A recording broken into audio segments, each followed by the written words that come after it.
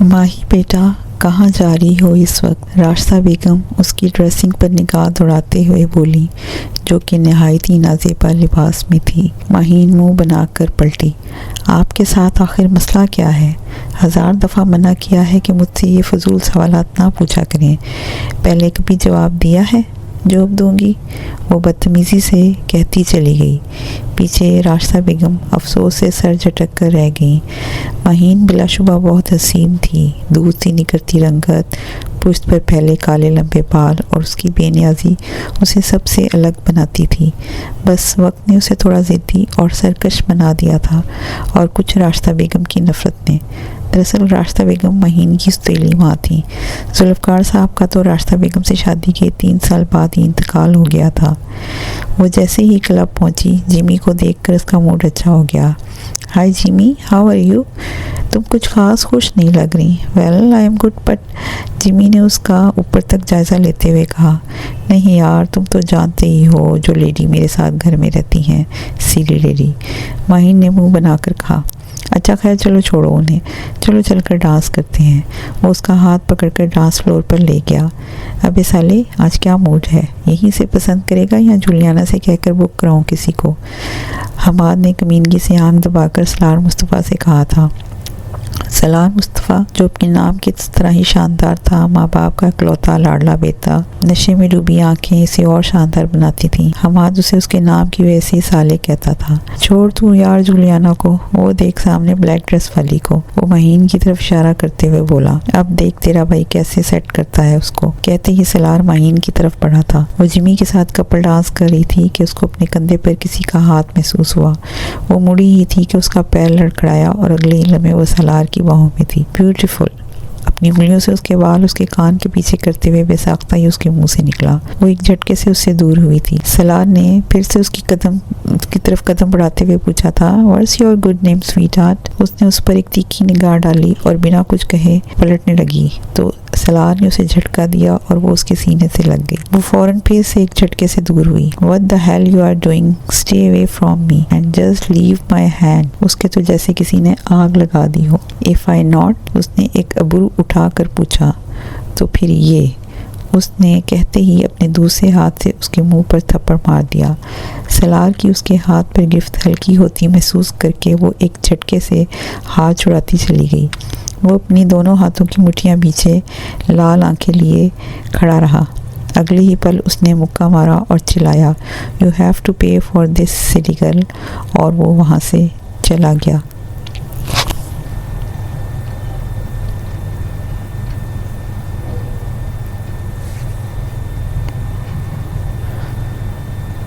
یار ماہی، تم نے اچھا نہیں کیا بیچارے کے ساتھ۔ اس نے صرف ہاتھ ہی تو پکڑا تھا نا۔ جمی صبح ہوتے ہی اس سے ملنے چلا آیا تھا۔ تم تو چپ ہی کر جاؤ، ایسے معاملوں میں نا تم بھیگی بلی بن جاتے ہو۔ دوست ایسے ہوتے ہیں کیا؟ اس کے حد تک امیز لہجے پر پل میں جمی کا چہرہ لال ہوا تھا۔ اور بات صرف ہاتھ پکڑنے کی نہیں تھی، ہی واز انسلٹنگ می۔ پھر بھی ماہی، تم جانتی بھی ہو وہ کتنے بڑے بزنس مین کا بیٹا ہے۔ جتنے بھی بڑے بزنس مین کا بیٹا ہو، میری بلا سے۔ ماہین ذوالفقار کسی سے نہیں ڈرتی، اس نے بال جھٹک کر لاپرواہی سے کہا۔ جمی اس کی لاپرواہی پر اسے افسوس سے دیکھنے لگا۔ وہ نہیں جانتی تھی کہ اس کو اس کی یہ لاپرواہی کتنی مہنگی پڑنے والی ہے۔ مجھے اس کے بارے میں پوری رپورٹ چاہیے۔ آدھے گھنٹے تک مجھے اس لڑکی کے بارے میں ساری انفارمیشن چاہیے۔ پر سالے اتنی جلدی کیسے؟ حماد جھنجھلاتے ہوئے کہنے لگا۔ وہ اپنی جگہ سے اٹھا اور اس تک پہنچا۔ جو کہہ دیا سو کہہ دیا، نو آرگیومنٹس۔ ایک تو نا تو اپنے آگے کسی کی سنتا نہیں ہے۔ حماد بڑبڑاتا ہوا آفس سے نکل گیا۔ زیر لب کہتا وہ کسی گہری سوچ میں پڑ گیا تھا۔ سلی گرل، تم نہیں جانتی تم نے کس سے پنگا لیا ہے۔ آدھے گھنٹے کے بعد اس کی ٹیبل پر ماہین کی ساری انفارمیشن تھی، ساری کی ساری انفارمیشن۔ اوکے مس ماہین ذوالفقار، تیار ہو جاؤ، میں آ رہا ہوں۔ زیر لب مسکراہٹ تھی۔ وہ باہر جانے کو تیار کھڑی تھی۔ مرر کے سامنے کھڑی لپسٹک کو آخری ٹچ دیتی، اونچی ہیلز، بلو جینز پر وائٹ ٹاپ، اس پر ریڈ جیکٹ پہنے بلا شبہ وہ بہت حسین لگ رہی تھی۔ ماہی بیٹا، کہاں جا رہی ہو؟ ماہین جھنجھلاتی ہوئی مڑی۔ آپ سے کتنی بار کہا ہے کہ مجھ سے ایسے سوال نہ پوچھا کریں، بدتمیزی سے کہتی وہ جانے لگی۔ ماہی رکو بیٹا، ان کی آواز سن کر نہ چاہتے ہوئے بھی وہ رک گئی، پر مڑی نہیں۔ وہ چلتی ہوئی اس کے سامنے آئیں اور بولی، ماہی تمہارے مجھ سے اختلافات الگ بات ہے، لیکن آج نہ جاؤ کہیں، میرا دل گھبرا رہا ہے۔ ان کی بات سن کر ایک پل کو اس کا دل بھی ڈوبتا ہوا محسوس ہوا، لیکن وہ اپنا پلان خراب نہیں کر سکتی تھی۔ اس پر اس نے کہا کہ سوری، میں اپنا پلان سپوائل نہیں کر سکتی، مجھے یہ لڑکی شام تک چاہیے، یہ لڑکی مجھے میرے فارم ہاؤس پر چاہیے، فوٹو میں نے تم کو سینڈ کر دی ہے۔ اوکے سر، کام ہو جائے گا۔ یہ سن کر اس نے فون رکھا۔ گڈ، اب پتہ چلے گا تمہیں مس ماہین ذوالفقار کہ سالار مصطفیٰ کیا چیز ہے، یہ کہتے اس کی آنکھوں میں چمک تھی۔ خیر تو ہے، آج بڑا مسکرا رہا ہے۔ حماد نے آفس میں داخل ہوتے ہوئے اسے مسکراتے دیکھ کر پوچھا۔ نہیں یار، کچھ نہیں، تو بتا یہاں کیسے؟ تجھ سے ملنے کا دل کیا تو آ گیا۔ تو بتا انکل آنٹی کا کب کا پروگرام ہے لنڈن سے واپسی کا؟ ابھی کہاں یار، ابھی 1 مہینہ پہلے تو گئے ہیں، 1.5-2 مہینے سے پہلے واپسی کا نو چانس۔ یہ کہتے ساتھ ہی وہ اٹھا۔ تجھے بیٹھنا ہے تو بیٹھ، میں تو چلا۔ کیا کوئی خاص کام ہے جو تو مجھے بھی چھوڑ کر جا رہا ہے؟ تو نہیں سدھرے گا، آنکھ دبا کر اس نے مسکراتے ہوئے کہا۔ افسوس سے سر ہلاتا وہ نکل گیا۔ وہ کار ڈرائیو کر رہی تھی کہ اس کو لگا کوئی اس کو فالو کر رہا ہے۔ اب کیا کروں؟ اوہ نو، ایک کام کرتی ہوں، جیمی کو کال کرتی ہوں۔ وہ جیمی کا نمبر ڈائل کرنے لگی۔ کم آن جیمی، پک دا کال یار، جیمی پک دا کال۔ جیمی کال پک نہیں کر رہا تھا۔ اب کیا کروں؟ ابھی وہ سوچ ہی رہی تھی کہ پچھلی گاڑی نے اوورٹیک کیا اور اس کو بریک لگانے پڑے۔ لا اللہ پلیز مجھے بچا لیں، وہ گڑ گڑائی۔ اتنی دیر میں سامنے والی گاڑی سے 3 ماسک پہنے آدمی اترے، اس تک پہنچے۔ چھوڑو مجھے، کہاں لے جا رہے ہو؟ اس نے یہ کہہ کر اس کے منہ پر جھپٹا مارا، لیکن ہاتھ اس کے چہرے تک پہنچنے سے پہلے ہی ان میں سے ایک نے اس کے منہ پر رومال رکھ کر اسے ہوش و حواس سے بیگانہ کر دیا۔ یس باس، ہو گیا کام، اب کیا کرنا ہے؟ ہوش آنے پر یہ پہلا جملہ اس کے کانوں سے ٹکرایا۔ اس کے بعد اسے کوئی آواز نہیں آئی تھی، شاید بات کرنے والا اب دور چلا گیا تھا۔ اس نے چاروں طرف نگاہ دوڑائی، خود کو ایک کمرے میں پایا۔ وہ ایک ویل فرنشڈ کمرہ تھا، پر کمرے میں کسی کھڑکی کا نام و نشان تک نہیں تھا۔ اسے وہاں قید ہوئے 3 دن ہو گئے تھے، اور یہ بات بھی اسے اس کام والی سے معلوم ہوئی جو روز اسے دن میں 2 دفعہ کھانا پہنچانے آتی تھی، ورنہ یہاں بھلا دن رات گزرنے کا کیسے علم ہونا تھا۔ ابھی وہ یہ سوچ ہی رہی تھی کہ کمرے کا دروازہ دھاڑ سے کھلا۔ تم؟ وہ سکتے میں آ گئی۔ کیا واقعی اس کو مارا ہوا تھپڑ بھاری پڑنے والا ہے؟ ہاں میں، سالار مصطفیٰ۔ کیوں حیرانی ہو رہی ہے ماہین ذوالفقار؟ یاد ہے تم کو وہ تھپڑ جو تم نے بھری محفل میں میرے سالار مصطفیٰ کے گال پہ مارا تھا؟ اس کا بھگتان تو تم کو بھگتنا پڑے گا، اس نے اپنے دائیں گال کی طرف اشارہ کرتے ہوئے کہا اور اس کی طرف قدم بڑھانے لگا۔ نہیں دیکھو، غلطی تمہاری بھی تھی، تم نے میرا ہاتھ پکڑا تھا۔ اس کے لفظوں نے تو جیسے اس کی جان ہی نکال دی تھی۔ وہ تو میں اب بھی پکڑوں گا، لیکن اب تم تھپڑ مارنے کے قابل نہیں رہو گی، وہ کہتا اس کی طرف جھکا تھا۔ اس نے زور سے آنکھیں میچی، کچھ دیر تو کچھ نہ ہوا، پھر اس نے آنکھیں کھولا تو دیکھا وہ جا چکا تھا۔ ہائے اللہ، چلا گیا، شکر ہے۔ ابھی اسے گئے تھوڑی ہی دیر ہوئی تھی کہ ملازمہ آ گئی۔ بی بی جی صاحب نے کہا ہے کہ یہ جوڑا پہن کر تیار ہو جائیں۔ اس نے دیکھا کہ وہ بہت ہیوی لال رنگ کا جوڑا تھا۔ کیوں، تمہارے صاحب کے نکاح میں شرکت کرنی ہے؟ اس نے تڑک کر کہا۔ ہاں نا بی بی جی، آپ ہی سے تو ہو رہا ہے صاحب کا نکاح۔ کیا دماغ خراب ہو گیا ہے تمہارا؟ نکاح کروں گی میں، وہ بھی اس پاگل سے، تمہارے وہ پاگل صاحب سے۔ جاؤ جا کر۔ ابھی وہ بول ہی رہی تھی کہ اس کی نظر ملازمہ کے سرکار پر پڑ گئی۔ کیا بول رہی تھی، ذرا دہرانا؟ اس نے اندر آتے ہی ملازمہ کو جانے کا اشارہ کیا اور پاس آتے ہوئے بولا، کچھ نہیں، میں تو کچھ نہیں بول رہی تھی، مجھے کیا بولنا ہے؟ وہ ہچکچا کر پیچھے ہٹتے ہوئے بولی، اور ہاں دور رہ کر بات کرو۔ وہ اسے قریب آتا دیکھ کر بولی۔ وہ رکا۔ اگر تم چاہتی ہو کہ میں دور رہوں تو 15 منٹ میں تیار ہو کر نیچے آؤ، یہ کہہ کر وہ جانے لگا۔ دیکھو یہ غلط ہے، میں نے تمہیں تھپڑ مارا تھا نا، اس کے لیے تم مجھے بھی ایک تھپڑ مار لو، حساب برابر ہو جائے گا۔ اس کی بے بسی اس کے لفظوں سے یہاں ہو رہی تھی۔ سالار مڑا۔ اوہ رونا نہیں، ویسے پہلے میں نے بھی یہی سوچا تھا کہ بدلہ لے کر تم کو چلتا کروں گا، مگر پھر پتہ ہے کیا؟ اس کے پاس آیا، دیوار پر ہاتھ رکھ کر جھکتے ہوئے اس کی آنکھوں میں جھانک کر بولا، کلب میں جب تم نے اتنے لوگوں کے درمیان تھپڑ مارا تھا نا، جب میں نے لوگوں کی مذاق اڑاتی ہوئی نظریں محسوس کی تھیں، ان کی نظروں نے نا میرے اندر ایک آگ لگا دی تھی، نفرت کی آگ۔ اب اس آگ میں نا تم جلو گی، ساری زندگی جلو گی۔ نکاح نہیں کرنا مت کرو، مرضی ہے تمہاری، لیکن رہنا تو تم نے یہی ہے ساری زندگی، بغیر نکاح کے ہی صحیح۔ نفرت اور حقارت سے کہتا پیچھے ہٹا۔ اس کے لہجے میں نفرت دیکھ کر پل بھر کو وہ کانپ گئی تھی۔ میں نکاح کیسے کر سکتی ہوں؟ مجھے واپس جانا ہے، سب میرا انتظار کر رہے ہوں گے۔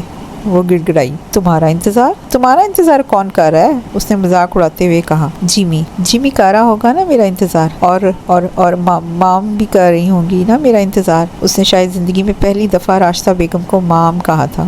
جیمی تم پاگل ہو گئی ہو؟ وہ جیمی جو ان 3 دنوں میں تقریباً روز ہی کلب پارٹیز اٹینڈ کر رہا ہے۔ جیمی؟ اس کو حیرانگی ہوئی تھی، وہ تو ہر وقت اس کے آگے پیچھے پھرتا تھا۔ وہ کیا تھا؟ وہ تو مجھ سے محبت کرتا تھا۔ اس کا کیا وہ صرف ڈرامہ تھا؟ وہ صدمے میں تھی۔ لیکن مام تو کر رہی ہوں گی نا میرا انتظار۔ یہ خیال آتے ہی اس کی جان میں جان آئی۔ نہیں، تمہاری مام بھی نہیں کر رہی ہوں گی، اس نے دھیمے سے کہا۔ وہ ماہی کی خوش فہمی کے بت کو توڑنا چاہتا تھا، اور پھر اس نے جو کچھ کہا اس کے وہم و گمان میں بھی نہیں تھا۔ تمہاری مام کی ڈیتھ ہو چکی ہے، اس نے بہت دھیمے انداز میں بولا، کیونکہ دل میں کہیں نہ کہیں یہ احساس بھی تھا کہ اس میں کہیں نہ کہیں اس کا بھی قصور ہے۔ واٹ؟ کیا بول رہے ہو؟ تمہیں پتہ بھی ہے کہ کیا بول رہے ہو؟ ایسا کیسے ہو سکتا ہے؟ وہ ہارے ہوئے کھلاڑی کی طرح سر ہاتھوں میں دیے گھٹنوں میں دے کے بیٹھ گئی۔ ہاں یہ ٹھیک ہے، اس نے کبھی انہیں اپنی مام نہیں مانا تھا، پر دل میں کہیں نہ کہیں وہ ان سے پیار کرتی تھی۔ انہوں نے ساری زندگی اس کی ضرورتوں کا خیال رکھا تھا، اس کی اتنی بدتمیزیاں اور شدید نفرت کو برداشت کیا تھا۔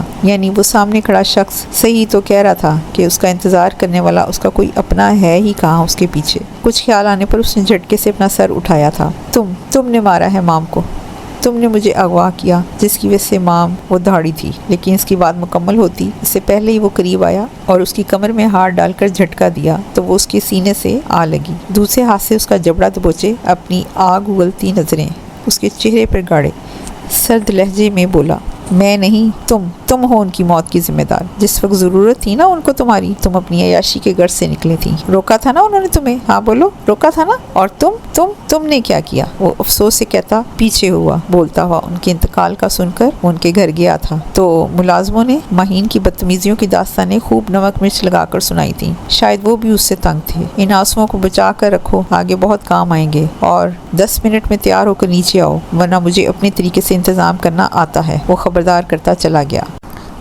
کافی دیر رونے کے بعد وہ اٹھی۔ اس کا کپڑے بدلنے کا کوئی ارادہ نہیں تھا، لیکن وہ یہ کپڑے 3 دن سے پہنے ہوئی تھی اور اب وہ اس قابل نہیں تھے کہ انہیں اور پہنا جائے، اس لیے اسے مجبوراً کپڑے تبدیل کرنے پڑے۔ وہ کپڑے ہیوی تھے، پر وہ بہت زیادہ ہیوی نہیں تھے۔ لال رنگ کی نفیس سی لمبی فراک تھی جس کے گلے اور بارڈر پر ہیوی کام ہوا تھا۔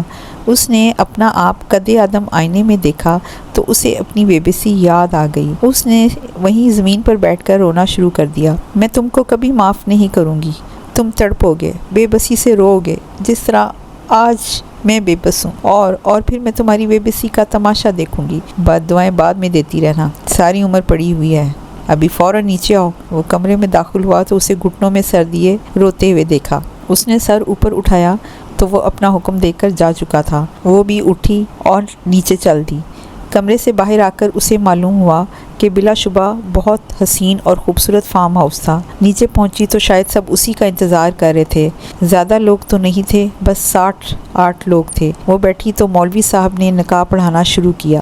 سلار مصطفیٰ ود مصطفیٰ سلیمان، ماہین ذوالفقار ولد ذوالفقار وسیع احمد کو بوز 5 لاکھ روپے سکہ رائج الوقت آپ کے نکاح میں دیا جاتا ہے۔ کیا آپ کو یہ نکاح قبول ہے؟ جی قبول ہے۔ کیا آپ کو یہ نکاح قبول ہے؟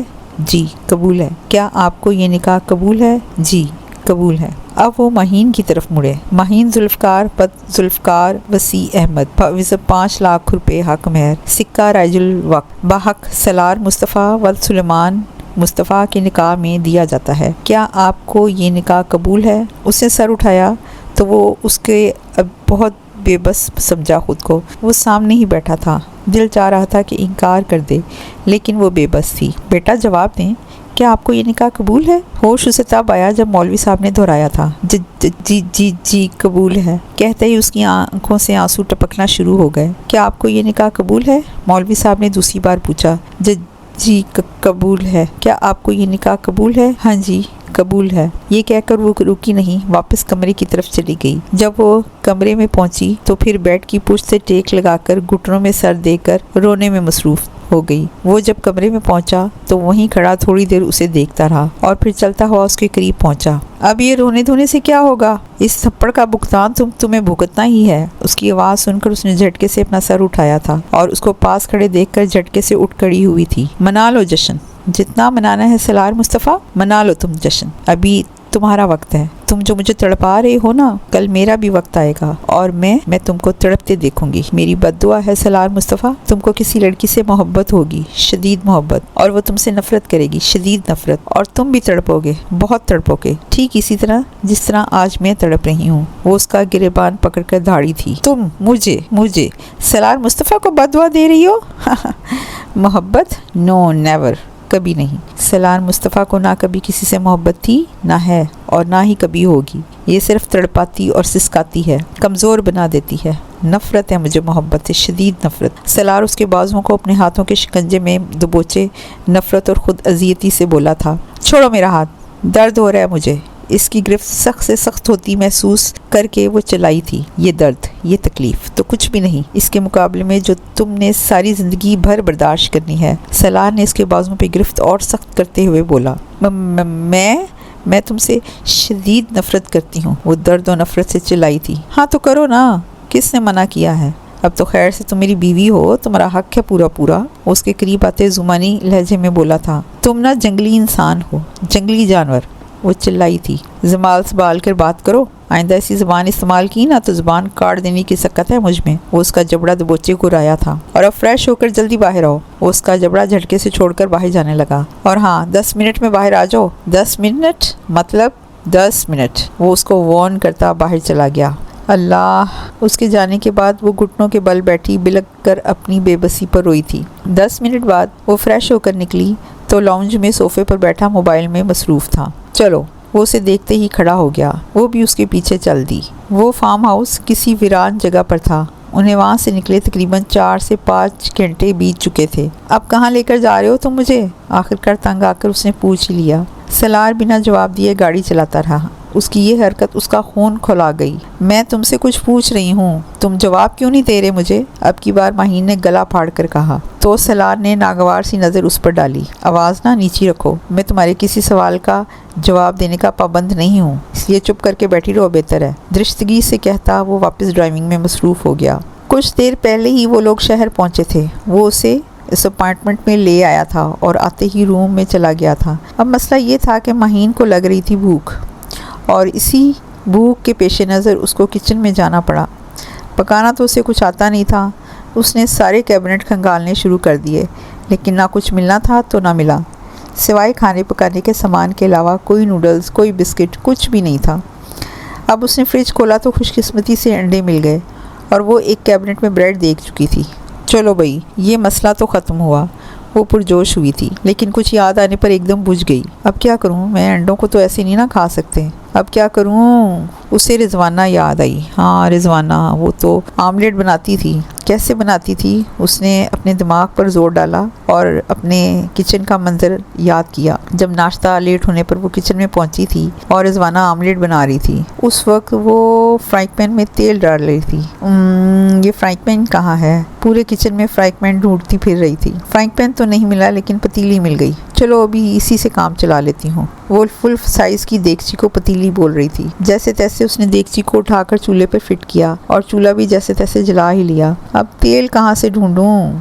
इस कैबिनेट में वो देखती रही, तेल ढूंढती रही।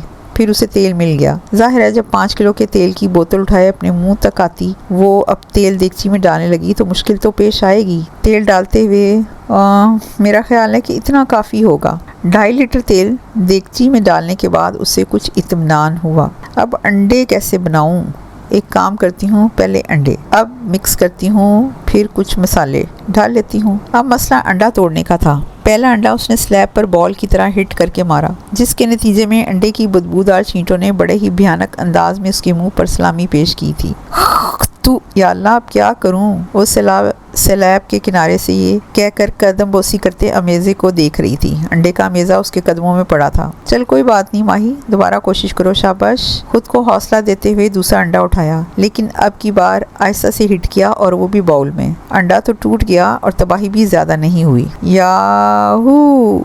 उसने बेसाख्ता जंप लगाई थी और अगले ही पल नीचे गिरे तेल और अमेज़े के نتیجے میں نیچے گری تڑپ رہی تھی۔ ابھی وہ پیر کا درد برداشت کرتے کھڑی ہوئی تھی کہ اس کا ہاتھ سلیب پر رکھے مشقت سے توڑے ہوئے انڈوں کے مکسچر سے ٹکرایا، اور پھر کیا تھا، باؤل الٹ کر اس پر آ پڑا اور وہ ایک بار پھر انڈوں میں نہائی ہوئی زمین پر گر پڑی۔ اس دمہ چوکڑی کی وجہ سے چولہے پر دیگچی اور اس میں موجود 2.5 لیٹر تیل کا خیال اس کے دماغ سے نکل چکا تھا، جس کے نتیجے میں اس تیل کے جلنے کی وجہ سے پورا کچن دھواں دھواں ہو رہا تھا۔ بے اختیار اس کی آنکھیں بھیگنے لگی تھیں۔ وہ گھٹنوں میں سر دیے بلک بلک کر رو دی۔ ابھی وہ رونے میں ہی تھی کہ دروازے کی بیل بجی۔ اس نے چونک کر سر اٹھایا۔ سالار مسلسل بیل بجنے پر اٹھ کر باہر گیا۔ وہ کچن کے پاس سے گزر رہا تھا کہ کچھ جلنے کی بدبو محسوس کر کے کچن میں گیا۔